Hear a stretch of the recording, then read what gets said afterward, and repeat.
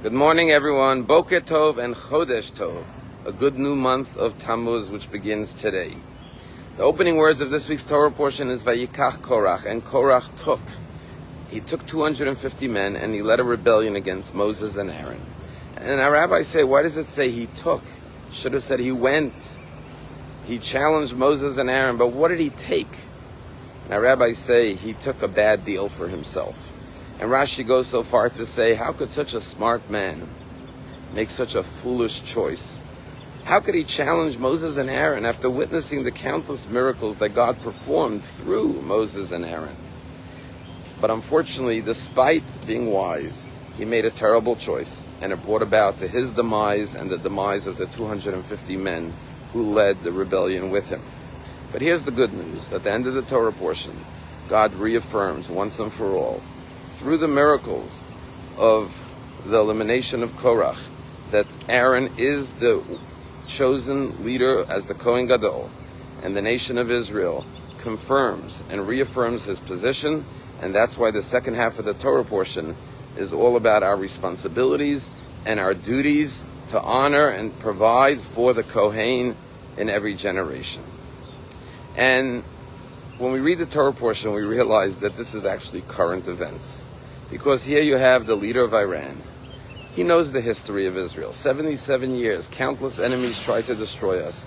And every enemy that came up against Israel was eliminated. Israel won every single war. And if he wants to go back further than 77 years, he could go back and review over 3,000 years of Jewish history, all the way back to Egypt. And he'll realize that there was never been a successful regime or empire that has destroyed the Jewish people. So how could Khomeini be such a fool to go up against the Jewish people? Didn't he see that he would suffer the terrible blows and losses that he did? Didn't he see that what he was building for 40 years, investing hundreds of billions of dollars to build apparatus, nuclear energy and missiles to, God forbid, destroy the Jewish people? Didn't he realize that it would all be obliterated in just a few days, and his top leaders and military men and scientists would all be taken out? How could he be such a fool? But unfortunately, as Rashi says, sometimes the eyes of a person, the eyes that are looking for power and lust and ego and control and dominance in the world, that power is so strong that it can blind a person's wisdom and a person's sense of judgment, and that person can make terrible choices. But the outcome is once again reconfirming that what God has chosen, man cannot challenge. And just like you can't challenge the leadership of Aaron, you can't challenge the designation of the Jewish people by God in the land of Israel.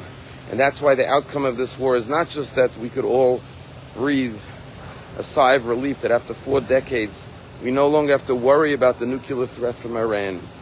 But more than that, we have renewed our own confidence in ourselves, that as a Jewish people, we have the ability, with God's blessings and strength, to overcome any enemy, no matter the threat or the size. And this is actually what's known as the Begin Doctrine. You see, in 1981, Menachem Begin sent Israeli Air Force jet fighters to go to Iraq to take out the Osirak nuclear plant. Despite the expressed wishes of President Ronald Reagan not to attack Iraq, Begin did it anyways.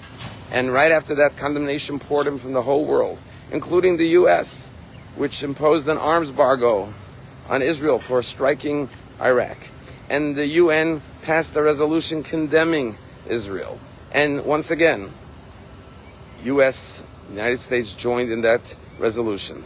But Menachem Begin stood up in the Knesset the next day and said, I did this because I saw the 6 million before my eyes who were murdered by gas, and I said I will never allow 6 million Jews to be attacked, God forbid, and killed by nuclear radioactivity.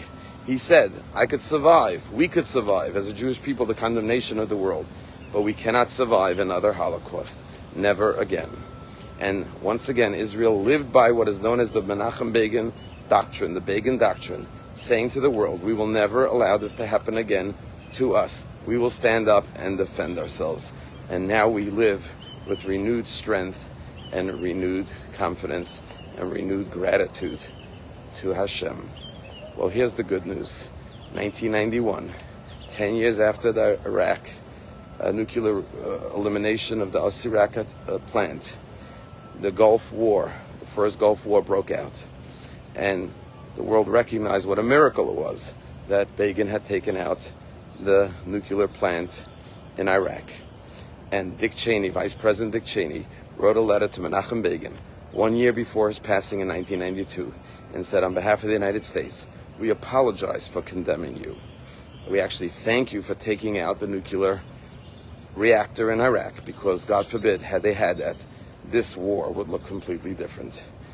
Some thank us today, but eventually the world will forever thank us.